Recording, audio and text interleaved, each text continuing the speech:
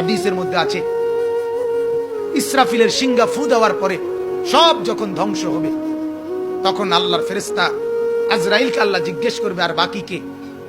আজরাইল বলবে, আল্লাহ আপনার আরশ ধরে আছে 8 জন ফেরেশতা, তারা বাকি আছে, এবং আমরা 4 জন ফেরেশতা বাকি আছি। এই 12 জন নিচে আমরা, আর উপরে আপনি। আল্লাহ বলবেন, ওই 8 ফেরেশতার রুহু যারা আমার আরশের খুঁটি ধরে রাখছে, ওদের রুহু কবজ করো।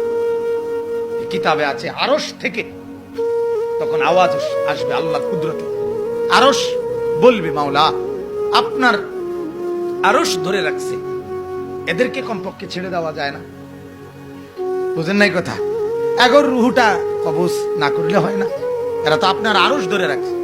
এই তখন আল্লাহ তাআলা বলবেন, হায় কি বললাম, যদি এদেরকেই ছেড়ে দেওয়া যেত তাহলে আমি আমার বন্ধুকে ছাড়লাম না কেন?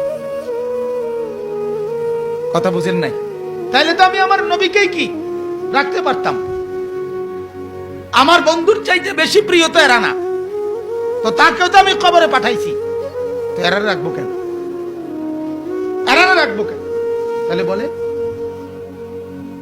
কবরে যদি সরদারে তো আলম নবী যাইতে হয়,